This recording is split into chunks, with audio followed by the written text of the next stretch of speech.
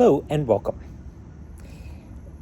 I have wanted for a long time to read A Pilgrim's Progress by John Bunyan, and I've never really gotten around to it.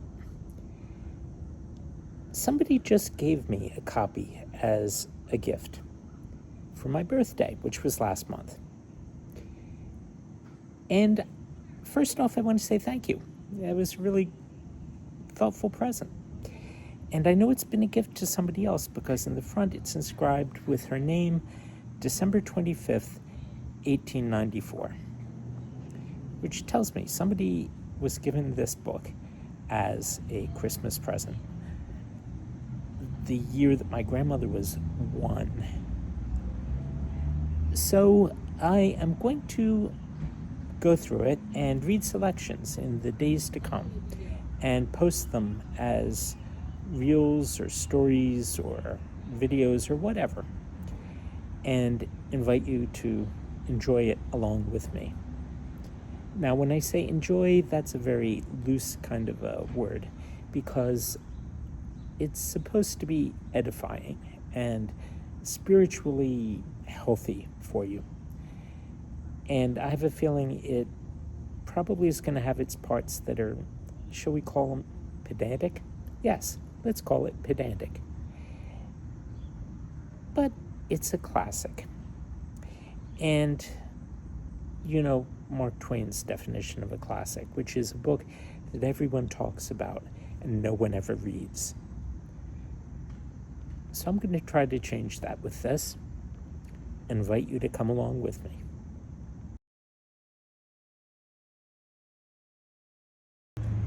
A couple of other words of warning. One is that this book was written in the mid to late 1600s by a man named John Bunyan, not Paul Bunyan, John Bunyan.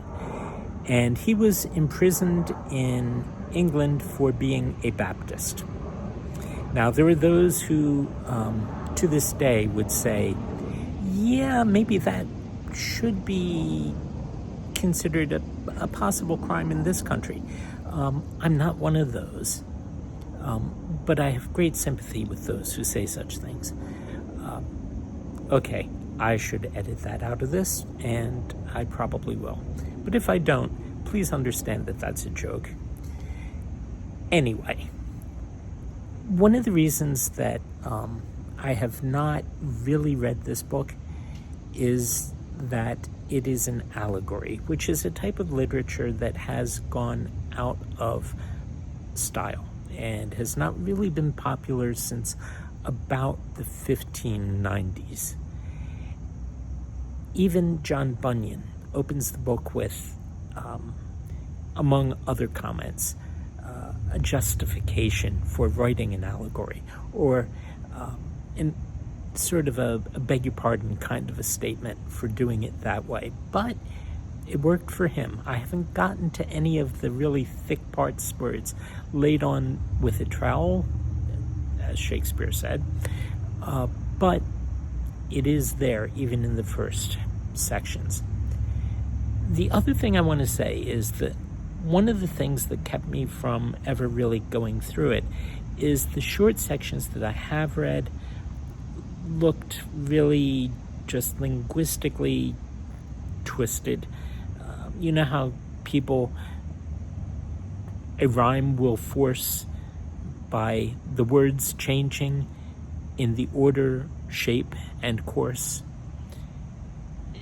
He does that. But the thing is that as I started recording and looking at this, I realized it isn't as bad when it's read aloud as it is when you just look at it on the page and you sort of, at least this is how I work, I see what's coming up as well as what I'm reading, and I think, oh, yep, right, naturally there's going to be a rhyme word and this is it, and it doesn't really work. But when you read it, it may often, as the word is, enjam, which means that a sentence flows directly from the end of one line into the start of the next, where your voice naturally keeps on going without a break. And that gets you across a lot of really forced rhymes and makes it flow. And it's a lot more conversational than it looks like it will be when you simply look at it on the page. Anyway, as we read through this, it's going to take a lot of time to get through it. And so I'll do it in chunks. And I hope, as I say, to publish a little bit of it every day. And if I don't, bear with me. If there are long sections, I'll try to break it down into short presentations. And even if, well, I'm going to be recording it catch as catch can. Right now I'm waiting to see someone at the hospital, and I'm sitting on the bench until it becomes a good idea to go in. And it's a beautiful day. So I'm outside. It's going to be cold, and you're going to get little snatches recorded inside, maybe even occasionally in a car. Who knows? But life is a journey. And if you've got a good destination, a journey turns into a pilgrimage, which is a heavy-handed way of saying what's coming in this book. All right, I'll shut up for a little while and then read again.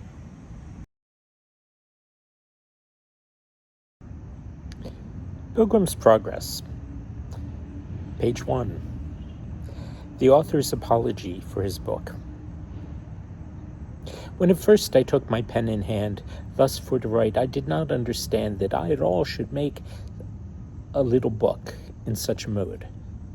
Nay, I had undertook to make another, which, when almost done, before I was aware, I this begun. And thus it was. I, writing of the way and race of saints in this our gospel day, fell suddenly into an allegory about their journey and the way to glory. In more than 20 things which I set down, this done, I 20 more had in my crown.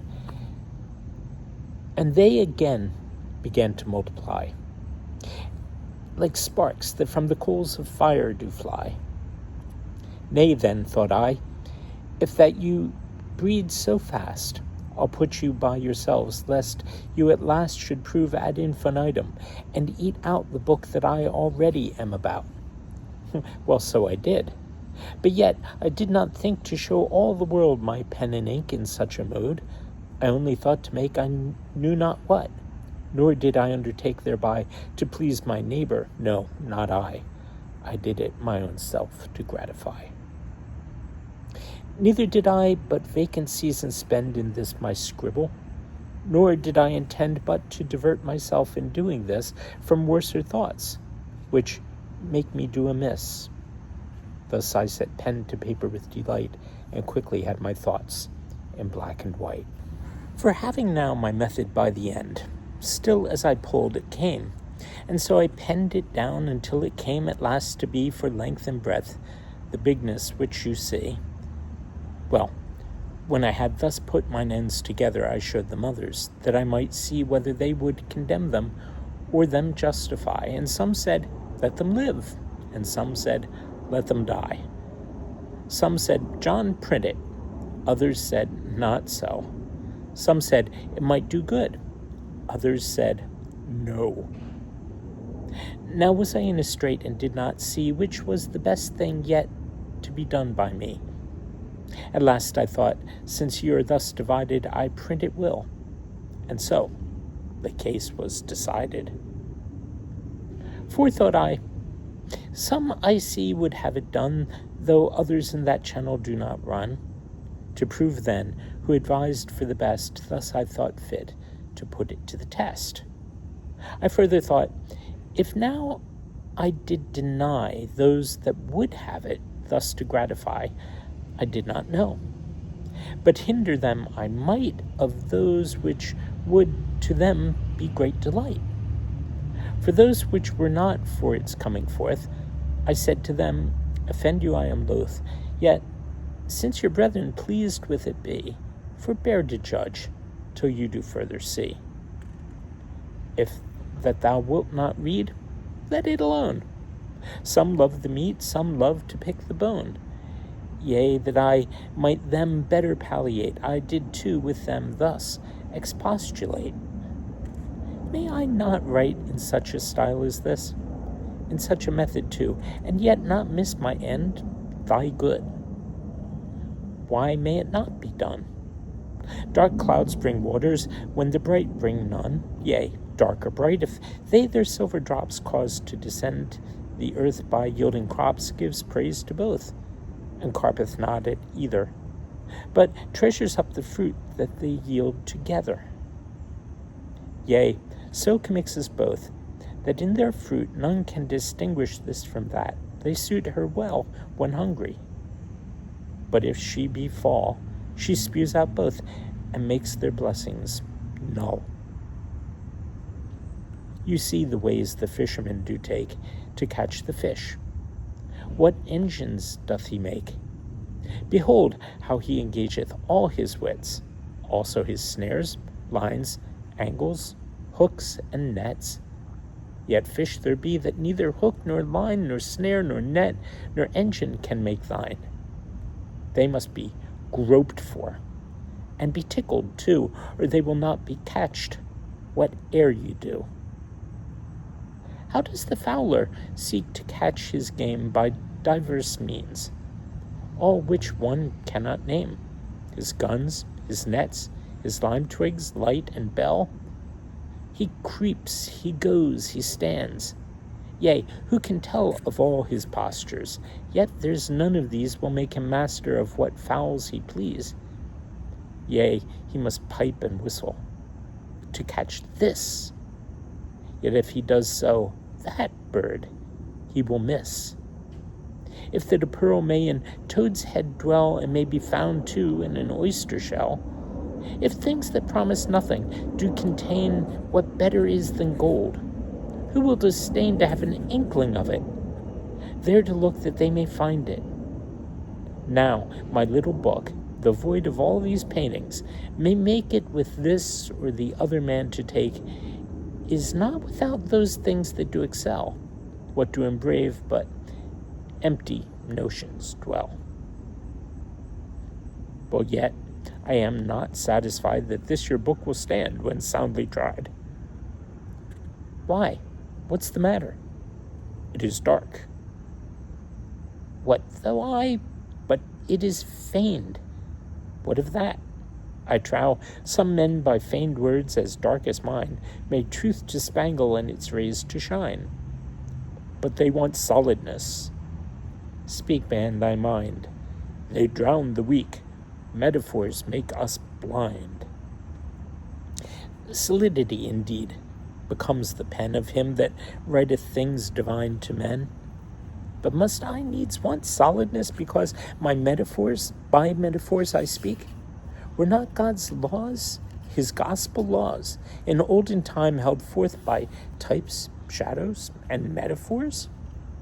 Yet loath will any sober man be to find fault with them, lest he be found for to assault the highest wisdom.